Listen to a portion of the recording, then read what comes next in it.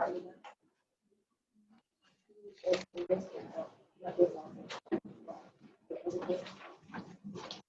right, so this is the start of the last week of the class. Okay, so we will be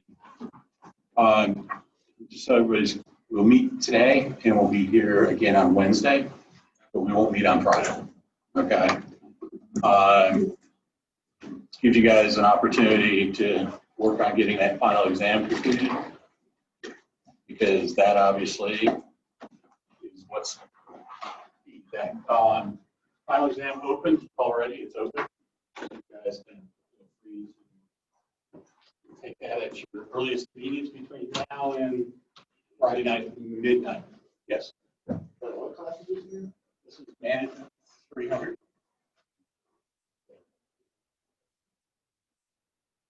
So, Introduction to Management.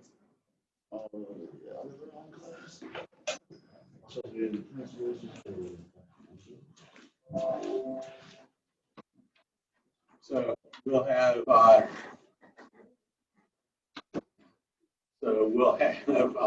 definitely. So your final exam is open. It opened at midnight today. So open basically at the start of the day. So you guys would feel free to take it. Again, I'll just reemphasize, Friday night late is probably not the time to take that, because if something happens, there's not much I can do for you at that point. Okay, so earlier in the week is better. You'll have 3 hours to take it, just like, and it's in the same exact format as the midterms. Okay, I think there's 5 or 6, depending which test you get, there's 5 or 6 essay questions and about 50 or 55 multiple choice questions. Okay, so that is open. So whatever you guys do. Yeah, there was an error in the due date, guys. It wasn't due at 7:36 this morning. Okay, for your paper, it actually is due at midnight. I've changed it. So if you tried to post it and it said it was late, it's not. Okay, if you post it after midnight tonight, it would be late. Okay. So if you guys are finishing it up and getting those done, that's great. If anybody isn't going to make that deadline, you need to make sure you let me know. Okay, because I'd rather not give a whole lot of extensions, because I'm going to start grading these probably tomorrow. Okay, because they're a big chunk. Remember, this is a huge chunk of your grade. Okay. Huh? Yeah. Yeah, the project, the interview, or either the interview or the movie, that is a significant part of the grade. So I will be working on those fairly quickly, and then catching up the other stuff on the back end. There are some. I was working through some of the discussions this morning. If you guys, the only thing is, if you guys go back and post the online discussions, okay, which you can do. Okay, the initial discussions, I won't worry about commenting on anybody else, but if you wanted to go back and answer the discussion questions, you still can do that. Okay, but you just don't comment daily, because you're going to lose the points on the discussion, on the peer set discussions anyway, because nobody's going to look at them at this point. But you can go back and answer the initial questions for extra points. If you do it for the online discussions, make sure you email me, because otherwise I won't know that you posted it, because I don't get because once I move through the grading, it doesn't show up on my end at all. So if you do go back and answer those questions, if you miss 1 or 2 or something along those lines, you can still up through Friday. That's not a problem. Just if you do, make sure you email me. Okay, and that's only on the online part. So on the online portion. Okay, the in-class ones, as you post those, I do get a notification. But the online ones we don't, because I've moved beyond that. Okay. So if you go back and repost those, just drop me an email and say, hey, I posted it this week. Okay, and then I'll go back and adjust your grades. Because a lot of those I've already graded, and some of you guys have gotten some pretty low scores because you didn't do one or the other of the discussions that week. Okay. So you can still go back and do those on both those up till Friday. But if you do the online, make sure you do them. All right, any other questions before we get through the last part of this? Yes? Yes. Now, the video is actually should be due somewhere as soon as you can. So that way people will get a chance to, if you post on Friday, probably not a lot of people are going to see it and they're not going to comment on it. Okay. The object would be to try to get this done as you finish the paper over the next couple of days, get that video in.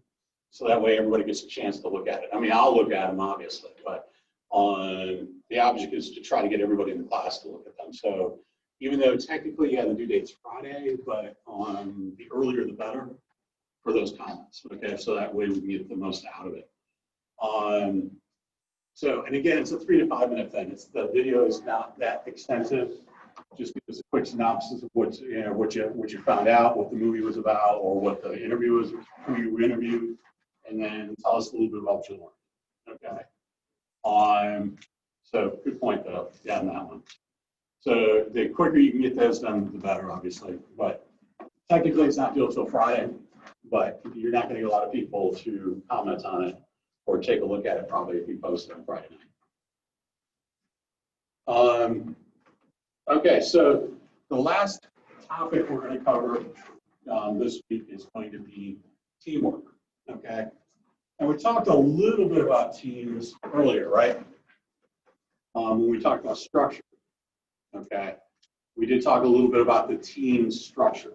Okay, so when you look at this, everybody remember what teams we discussed in the structure. I'm going to hit on a couple of them. I know it's Monday morning, literally, so I've got this got it going. Okay.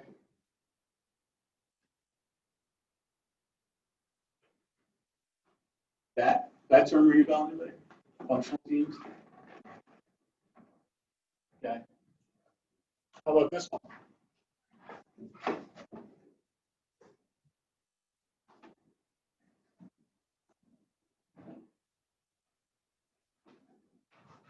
Okay. These are two types of pretty standard teams, and we kind of hit on these when we talked about structure. Especially the cross-functional team, we talked about matrix structures. Okay, as a matrix structure of the organization. Okay, we definitely talked about cross-functional teams. Okay, functional teams realistically are the traditional types of the way an organization is structured. Okay, so if you're in the marketing department, that marketing department technically is a functional team. Okay, that's just the way that traditionally would be. So there's going to be a supervisor or a department head, and then who's going to be the, in fact, team leader, right? So that's what a functional team is. Now, a cross-functional team, you go back to the matrix structure, okay? And we talked about that a couple of weeks ago. What do you think a cross-functional team is?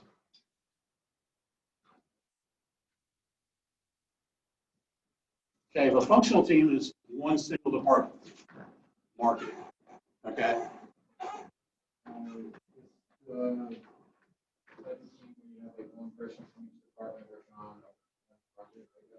Yeah, so if you were looking at the traditional structure, and you've got marketing, okay, you got finance over here,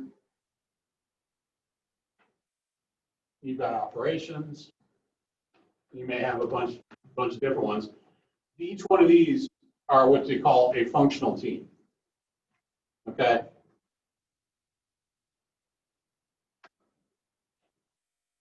So that's a functional team.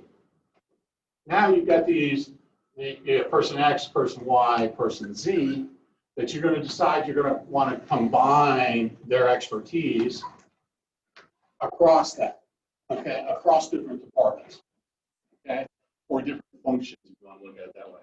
So typically with cross-functional teams, you're going to have a person in there who specializes in each of those departments, and probably a few others. You know, there might be somebody from R&D, depending on the project. But cross-functional teams are designed by taking different parts of the organization, bringing them together based on their expertise to maybe solve a problem, to either, if it's not solve a problem, it might be to make a product, okay? Again, if we talk when we were talking about the organizational structure, we talked about these linear structures. These linear structured organizations specialize in cross-functional teams. Okay, so you typically, and these for you, I remember when I go back to my actual policy of simulation class a long time ago. We actually designed, it was all designed as cross-functional teams. Okay, there was somebody from manufacturing, or somebody from operations, there was somebody who specialized in R&D, there was somebody who specialized in finance and accounting, and then another person specialized in marketing, because then you bring all those together, you can make decisions for a company, right? Okay, because that way it brings those aspects together. Now we use them across the board all the way, okay? So the cross-functional teams that I've been on are things like emergency preparedness, okay, emergency action plans, those types of things. Crisis management teams typically always have somebody from each department. And again, that's because they're dealing with a crisis, right? Okay, so those are definitely examples of cross-functional teams. But there's two other teams that typically that we use, which are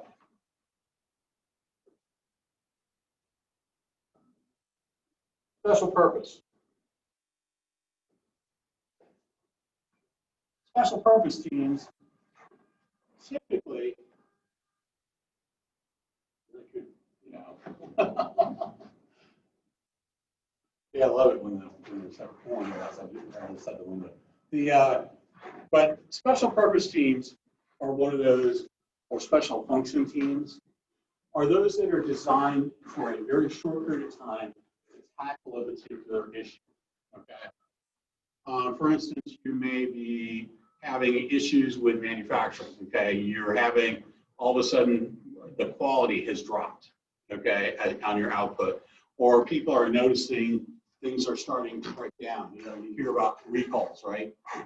Okay, well, that's usually what happens is they start to see a pattern and they'll assemble a special purpose team for that. Okay, typically they'll have members. It's a cross-functional team, but typically it's very specialized.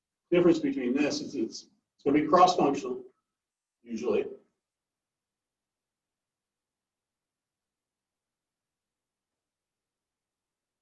They're going to have a very defined purpose.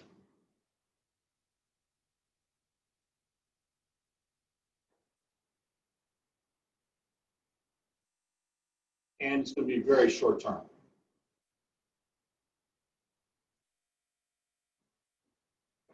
Another name for these, which is typically where you see most of these, it's called a task force. Okay. When you're a business and you hear about a task force being assembled for this or that, typically that's what it is. Sometimes it might be, a task force might be assembled for to possibly take a look at a new business environment, okay? Look at global expansion or any of those types of things. They're going to get, it's going to be processed. They're going to be there for only a very short period of time. I mean, typically, maybe under 2 years, typically. They don't usually last much longer than that. Usually they solve the problem or deal with the issue or create the opportunities and then move on, and it's moved on to somewhere else, okay? And the last one again is these aspects of self-managed teams.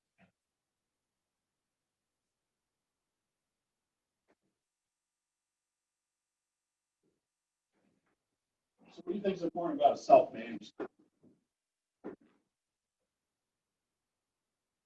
What makes a self-managed team?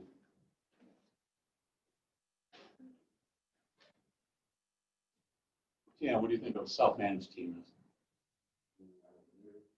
Okay, it's going to have a leader, definitely. What else?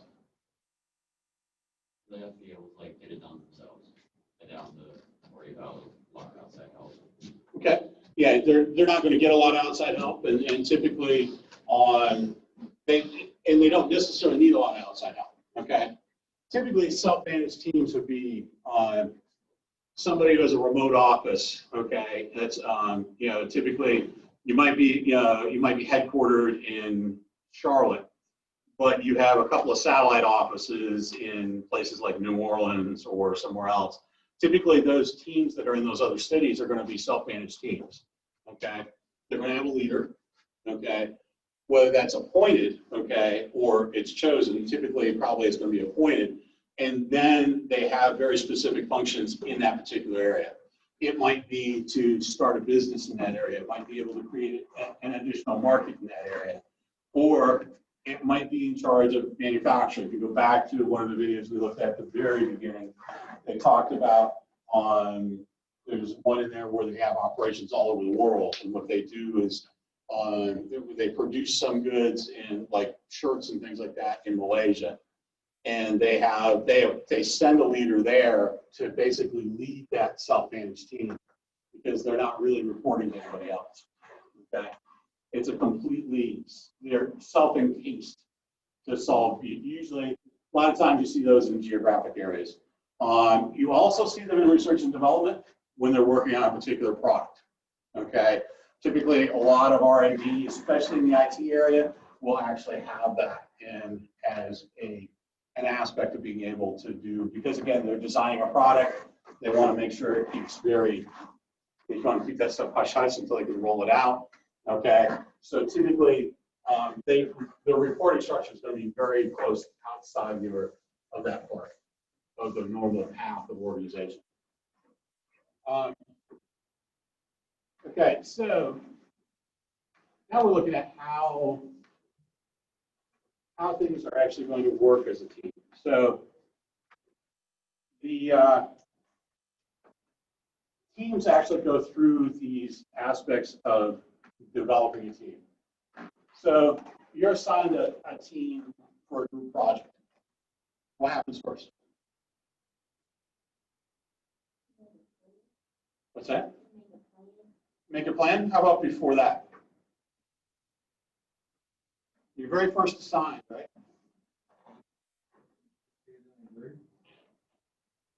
You could choose the group.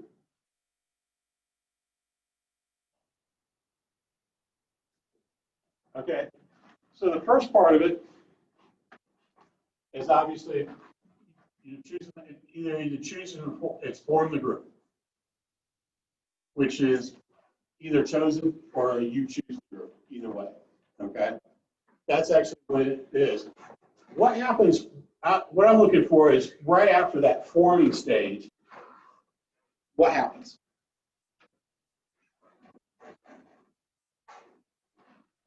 You just kind of, everybody goes their own way. Okay, you could plan, but usually that kind of comes into stage number 3, which is they call norming. Okay. Okay. The term is storming, but what happens in that phase? Draw on your own experience. What happens between that time that you're assigned the group and the time that you start creating a plan?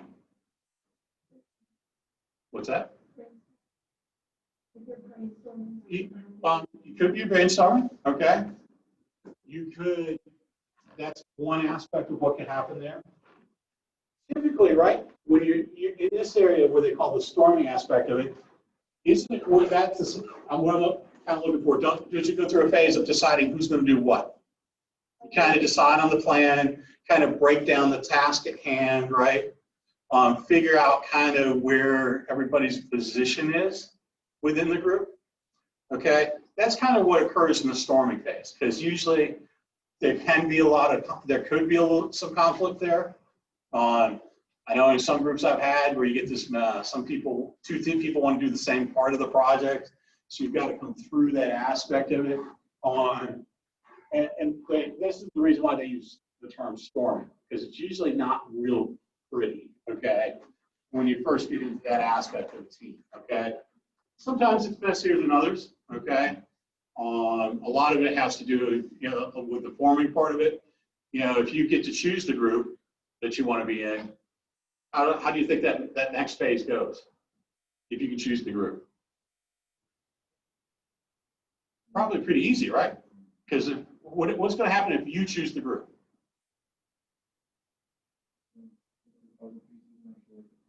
Right. You're going to pick the people you like, right? You're going to pick the people you always want to work together. Okay.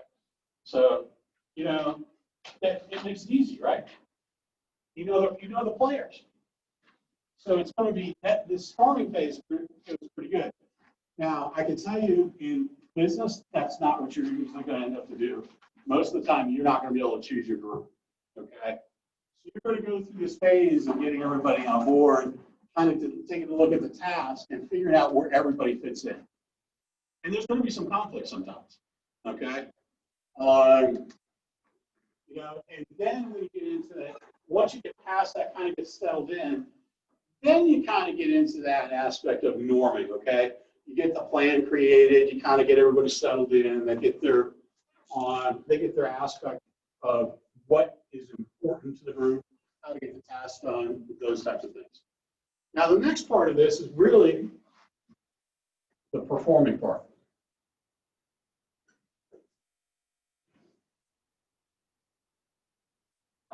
Okay, so then you're performing, which means you're solving the problem that you were assigned, okay, whatever that might be. Now, time-wise on this, and the last part is basically, usually it's adjournment, is what the book uses, or you're just disbanding the group because you're done, okay? But most groups have the most difficulty getting to the performing part. Okay, and I know some that actually get to that point where they don't actually. Have you ever had a group that never gets to the performing part? I have. I can tell you, I have. Okay, where it never gets beyond trying to figure out who's going to do what. What happens when that? What happens when you can't decide? When you can't get to that part where you can actually tackle the problem? Does anything happen? Yeah, more conflict, more fighting. Okay, and unless you have a really strong leader, you're not going to be able to pull that together. Okay. So this is the part with a group that you spend a lot of time with when you're looking at a team, okay? Well, why would we do that? Why do we use teams? It's a lot of work, right? To get them to work together? I can tell you it is, okay? From having to do it. But what's the advantage of it?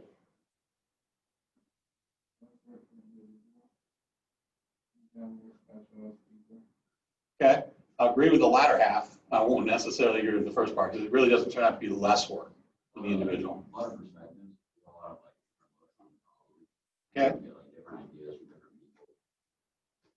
Exactly. Okay, it's creativity, right? The more ideas to tackle that particular problem. Okay, when you're looking at forming a team, okay, and this goes into athletics as well. Okay. But realistically, when everybody gets together at the beginning part of the year, right? You take a look at football training camp, okay? For instance, there's a purpose to the training camp, okay? And that's to get to get to the stages of these first three groups, right? So you can get to performance, okay? Do you think there's plenty of conflict there on a pro team? Yeah, it's called competition, right? Okay. Any pro team has got competition. College teams have individual competition because what do you want? You want to make a team, right? Okay. So the teams go through this same phase as you would in business. The only difference is in business, we're looking for ideas. Okay. The goal there is to come up with a unique solution that's going to be better. It's going to give you a competitive advantage against another firm. Okay. That's the reason why we go through all this work, and this can be a lot of work, and sometimes it's not. Okay. Sometimes if you're the leader and you can choose the team, the people you want on it, it goes a lot quicker. Okay. But if you're assigned a group of bodies, and you're assigned to be the leader, then yeah, you're probably going to go through some turbulent times in these 3 stages. Okay, they're not as easy as but once you get to that point, once you get to the time of performance, then typically by that time you will have a very good working group. Okay, now when we take a look at this aspect here why do you think that there's conflict in these stages?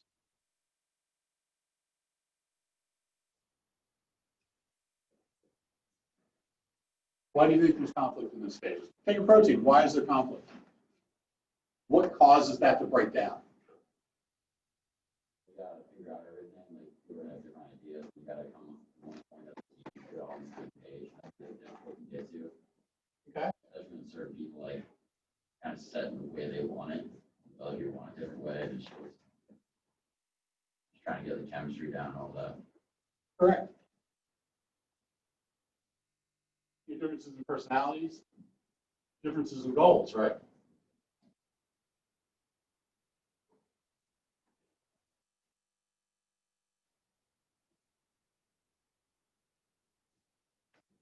You know, even though you're assigned to a team, typically individually, most of us are internally competitive at some degree, right? Okay, so you're gonna have a couple of these things where you've got some aspects of personality that are in there. Okay, you're gonna have some really strong personalities who really know what they want and they're not willing to change their mind. Okay, you're also gonna have some differences in goals, right? Okay, even in a business team, right? Is the goal for marketing going to be the same as operations? Yeah, is a marketing goal going to be the same as what an operations person is?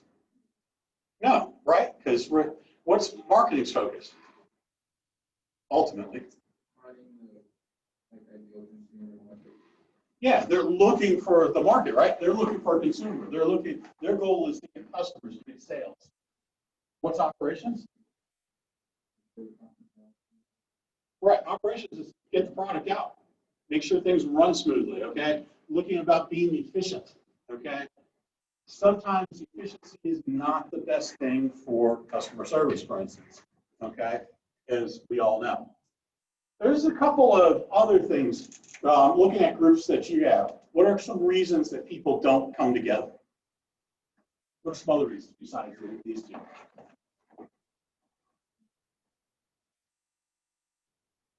So think about those groups that didn't work, right? Everybody in here pretty much nodded their head that they said they had a group that didn't work. What are some of those things that came around?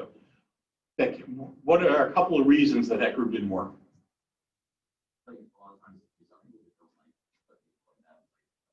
Also, some people have issues with working in team environments. They kind of want to do their own thing. Okay. Like personality collisions, stuff like that. Like obviously, you already said that. Right. I think a big thing. Okay. What else? What else we got out there?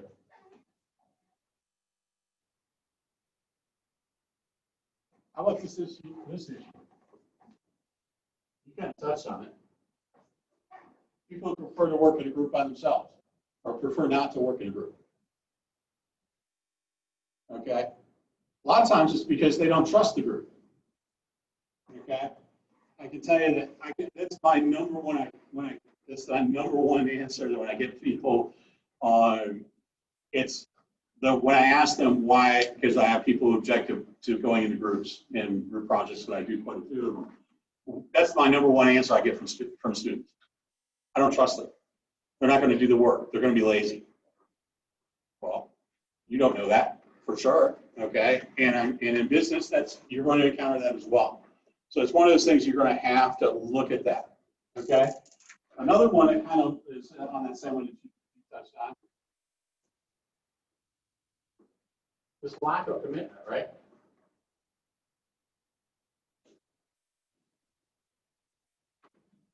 They're not focused on wanting to get things done, right? They're not focused on the goal, okay?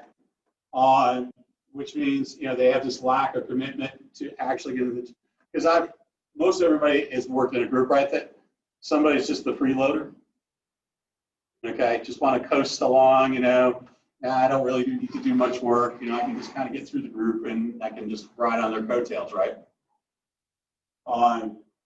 In the education setting, every group, most of the group projects I assign all have a peer component grade. So that's how I get through this lack of commitment, because I'll adjust the grades at the other end based on activity. Factor into the score. But if you're in a business environment, that lack of commitment, you're going to have to encourage that in a couple of different ways. I've been in a couple of cross-functional teams where I've had that lack of commitment. I've also had this last one, which is a little bit more accountability.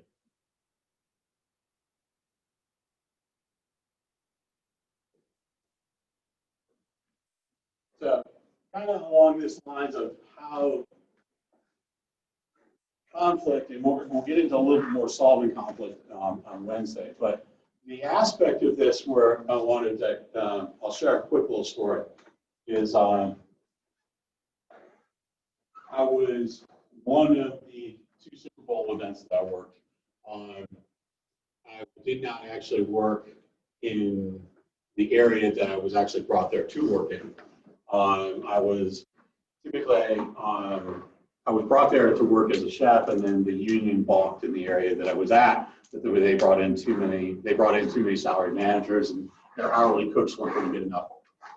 They weren't going to get enough. So I was reassigned to basically a cross-functional team to handle back of the house operations, which there is, in that case, it's the service end of everything that happens behind the scenes.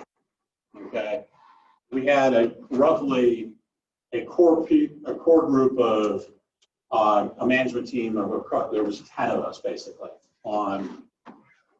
But because of my experience before coming into the team, I was assigned at a different level. And to give you the makeup of the team, there was one general manager from a concessions operation in Colorado. There was another one. There was 2 warehouse managers from different areas of the country. There was a catering and suites manager from my operation. But I was, because of my background in dealing with customers, because I was in a client dictated position, which means I had a lot of experience in dealing with executives, okay, and directly within the NFL team. So they decided they were going to put me in charge of this cross-functional group. Well, we had lots of friction, because guess what happens when you put an executive chef over the top of a general manager? Okay, what do you think is going to happen there? Conflict, right? Right out of the gate, because he's not used to taking orders from somebody else. Okay, and yet, not to mention the fact he really objected to being put in the position where he was going to have to report to me, who was technically underneath him. Okay, in a normal scheme of things. No matter how we explained it to him, okay, was that basically he came from an operation that he was not equipped to handle this. Okay, so he became a rather thorn in my side. Okay, in these, because basically his goals for being there were different. He was there to satisfy his boss. Okay, he really did not necessarily want to be there to do what the job was at hand. Okay, he obviously probably had a trust issue with me. Okay, whereas several of the other people on the team actually worked with me before and had no problem with that, even though technically most of them were on the same level as I was. They had no problem with me being the person in charge. Okay, so this led to a conflict resolution aspect of it, where he and I went outside and basically said, look, you're either going to stop fighting this, or we're going to go have a discussion with your boss, okay, with your vice president, because I can't control this, you can't control this, okay, this is where we were assigned, you need to get over it, okay? And if you can't get over it, then we're going to have a discussion with your boss, because at that point, what do you think up until that point was happening with that team? Was going downhill, right? Because at that point, because he's really, what he's doing is he's internally trying to fight with me for, he's struggling with me for power, right? For leadership, okay? So he's going through that aspect of going back and forth with me. I'm going, look, I'm going to cut to the chase, okay? We're going to solve this or not. In the end, we figured out a way to make everybody, I figured out a way to make everybody happy, and he got what he wanted out of the situation. But I had to be creative to do that. My solution there was he was assigned to an area that was high profile, okay? I assigned him to an area that was high profile, but didn't really require much, a whole lot of extra management thinking. Basically, I assigned him to the field and locker room areas, so that way he wanted to be seen. That was his goal, was he wanted to be seen, okay? And because he wanted to be seen, I made sure he was seen. Wasn't a big deal to me. It was a way to make sure that we could handle what we needed to handle. And mind you, we turn around and assign the rest of the team members accordingly. But this aspect here of how to deal with that type of the difference in personality differences maybe, but it goes beyond personality. A lot of times it's a lack of commitment. It's a lot of accountability. And they're not really, some people just don't care, okay? And you're going to encounter those in teams as we go along. All right, so what I'm going to do now is I've got a quick little video here that I'm going to go ahead and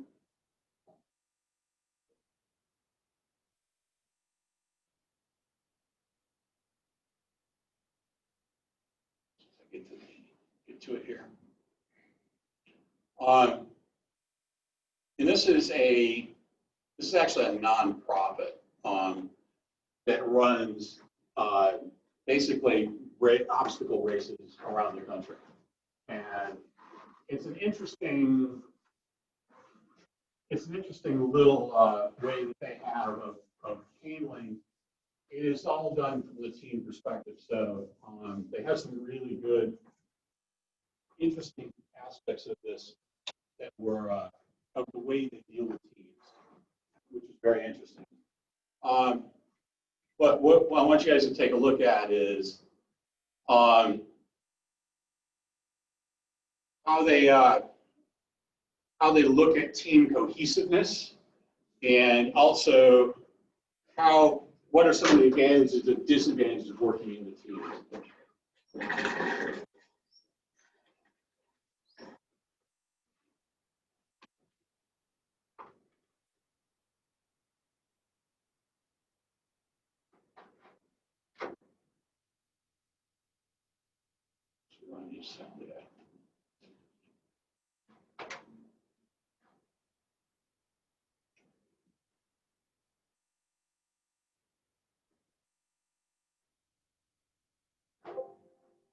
There have been a lot of copycat events that have grown up over the last 4 years, but we really do have a unique value proposition.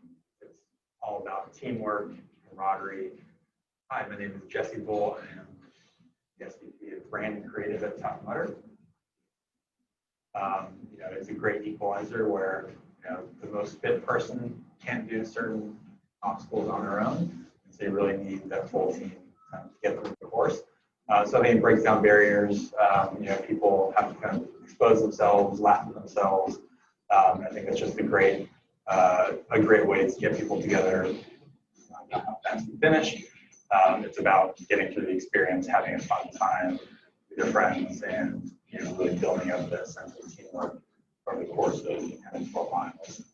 Teamwork is so important at Tough Mudder, and we put on an event that's all about teamwork, and the event itself couldn't happen without teamwork. Hi, I'm Antonia Clark, and I'm a Senior Marketing Manager at Tough Mudder. And that's not just the ops team on the ground putting on the event, that's also about the creative team working with the teams that are on the ground, sourcing content from them, working with our merchandise and partnership teams to make sure that we can integrate partnerships. It's really, really, really a cross-departmental experience to both work here and then also be on the ground and put on the event. So my name is Alex Patterson. I'm a VP of Brand here at Tough Mudder. we have a very collaborative working culture because I think the nature of work these days needs to be very collaborative. So Tough Mudder's event is very team-oriented as compared to things like marathons and triathlons that are more about individual achievement. And we try to bring that here to the office as well. We work in an open plan office here. There are rooms and cubbies and conference rooms where you can get your work done on your own, but most of the office is very open and collaborative working spaces. In school, when you're growing up, you can achieve a lot of things just by yourself. You're given assignments, you're graded against other people. But as you enter the adult world, it's really difficult to complete or achieve anything of great significance, just completely working by yourself. But when you're trying to create a business like we're doing, it has to be very collaborative. And so, the very philosophy of our event, which is overcoming obstacles through teamwork, making sure no one gets left behind, and having a good time while you're doing it is what we try to bring here to the office as well and have that same type of collaborative, teamwork-focused culture. At the same time, a team isn't just having other people make up for your weaknesses. A team effort often is you being really good at what you're good at, So when new employees come in, we say that being a great team member means two things. First, it means really being good at your job because the best way you can support your teammates is to do your job well. And second, it's supporting other people to make sure that they don't fail, to fill in the gaps where things may have fallen through or to pursue new opportunities that weren't necessarily in someone's job description. We are a medium-sized company, but we're not an enormous company. So that means that people have to wear multiple hats. They need to coordinate, sometimes do multiple roles. It's very difficult to do that if people are saying, this right here is my specific role, and I do this every day, and when I'm done, I get to go. Tough Mudder is much more flat, and we really need to collaborate and work with each other to get new things done. We're trying to accomplish things that are completely new that no one's ever done before, and so to stay within completely siloed roles is not the best way to do that. We are organized like most traditional companies in many ways. We do have managers. We haven't tried to institute some crazy revolutionary structure like a Zappos or something.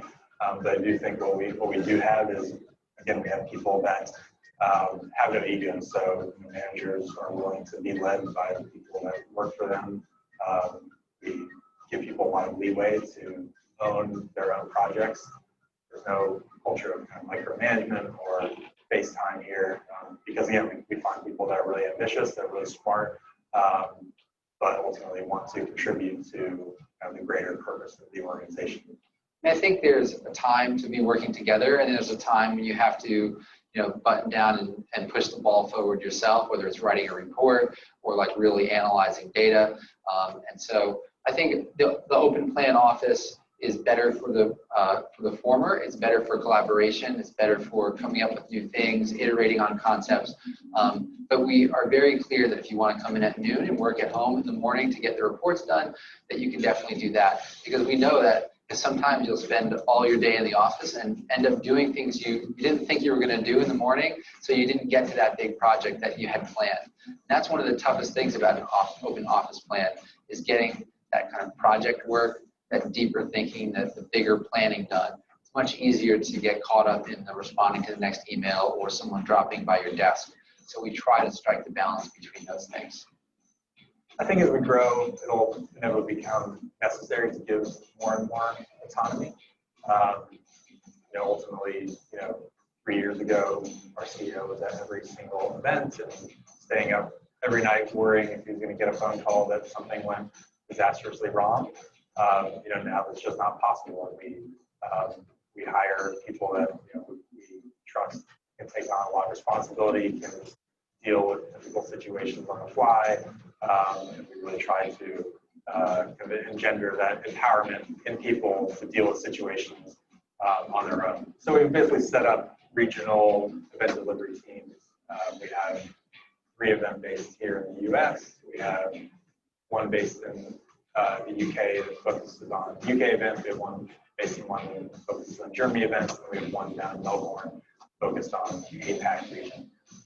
Essentially we've built a structure that is really flexible, scalable, and again, devolving kind of ownership to those regional teams so that they can really, within the structure that we built, really be creative and execute those events and really own the delivery of those events. So yeah, as we continue to grow, it's important to have certain frameworks and make sure that the event is consistent, the brand is consistent, but ultimately you have to trust your employees to kind of translate that on the ground.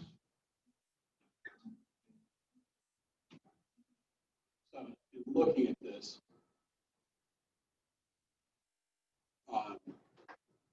in this particular one, this company is completely, if you notice, completely team structured. Okay, a little bit unusual, but what do they get out of it?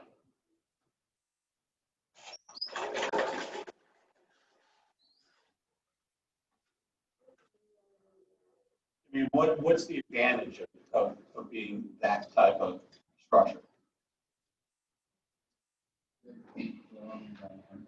What's that? Yeah, they're very free-flowing and dynamic, right? What do? They run races, basically, all over the world, okay? Being flat like that, right, they can move quickly, right? How quickly do you think they can adapt to a situation? Very, very quickly, right? They're not really looking for anybody for approval, right? The team itself is making a decision, and then they move forward and solve that problem, or whatever else may be coming along. Okay, everything is based in those team-related, those regional teams is what he was talking about. Okay, but there are some disadvantages to that, right? What was one of those that he mentioned in there?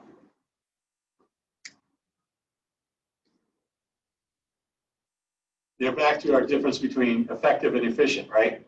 Okay. He talked about they are not always as efficient as they could be, right? Talking about people coming by the desk, you might not be able to get done those reports, those types of things. Okay, when you're working in a team environment, sometimes it's not always as efficient, okay, as it could be. Because when you're working by yourself, who are you responsible to? Yourself, right? Okay, now you're responsible to a team and somebody's got a different idea about some things, or they may want to run something by you, okay? Creativity is great because you're bouncing ideas off everybody, but sometimes with teams, you get that aspect of not functioning very effectively, okay? You have to really watch as a team leader a lot of times, deadlines, right? Even with within your group projects. Is timing an issue when you're dealing with group projects in school? Timing an issue? Probably yes, right? Because everybody on that team has a different vision of what timing is, right? Okay, timing to me is not going to be the same as it is to you. Okay, so that aspect of timing is something in a team environment that has to be managed very, very well. Okay. Because it's easy with the team environment to go, especially in business, go off on an angle, or then you lose an entire day type of thing. All right, we'll finish talking on teams on Wednesday. All right, let's looking forward to seeing your final projects, guys.